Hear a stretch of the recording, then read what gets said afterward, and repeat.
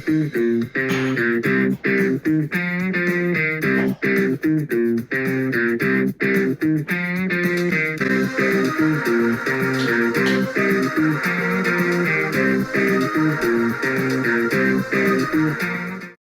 guys, I'm on this channel, and today we're going to review The Social Network. Not much to say, but let's get right into it. Alright, starting off with what this movie's about. This movie's about the, creation of Facebook, but more specifically, it's about this, very insecure college kid named, Mark Zuckerberg, played by Jesse Eisenberg, who makes a way to create this website that we now know as Facebook. And it discusses like equity sharing and lawsuits and all that stuff. So now we have the good, and starting off the good, what this movie does really well, it makes you, with especially with Mark, the main character of Mark Zuckerberg, it makes you don't like him at all, and he's a very unlikable character because he's a complete jerk and full on puts Andrew Garfield under the bus.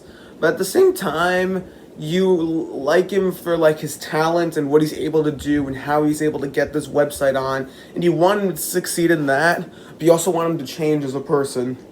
And you're seeing that balance and mixing where you got also Andrew Garfield as his best friend. It makes it so that it's very engaging, and you rooting in like for these characters, and you're also like dissing them for bad things they're doing. And you see that like when Facebook's on the rise, and then you see Mark Zuckerberg like having to make a decision whether to keep his best friend on there or to throw him under the bus to make more money, and he makes the decision to get more money, and you really see that. And also scenes like when they're in the court talking about equity shares, you wouldn't think that'd be interesting, but this movie, when you have a world-class director like David Fincher doing it, it's great. And David Fincher is also another great director. I absolutely love Seven, and Seven's amazing. I absolutely love it. And I also really like Zodiac. I haven't seen all of his movies. I've seen like 3 or 4. But so far, I really like this movie. So I'm probably going to watch Gone Girl pretty soon. And overall, I think, he just did such a great job, especially when you have an Aaron Sorkin script, just an amazing combo.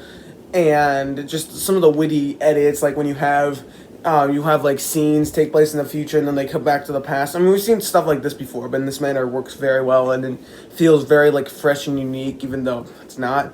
But it's just really cool the way Sorkin does it, and the way it's presented by David Fincher. It just pops, and it just works so well, and just the characters are all great. And then even actors like Jesse Eisenberg, who not a big fan of, but in this movie I think he actually fits in really well in playing Mark Zuckerberg. And then Andrew Garfield as Eduardo Saverin is fantastic and should have probably gotten nominated for Oscar. I've heard this many times, and well, I agree.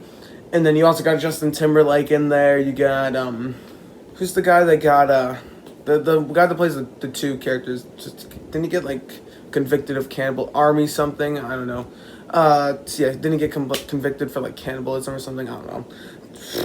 Anyway, overall, it's just you see like these two competing values where like you see this idea and then it gets taken, and then you see it just grow and grow, and especially seeing what like Facebook has become now, or just social media in general, and it's just kind of fascinating to see where it like started, or not really where it started, but like you see where like it kind of picked up where you have these legal debates, which you wouldn't think that'd be interesting, but it just is.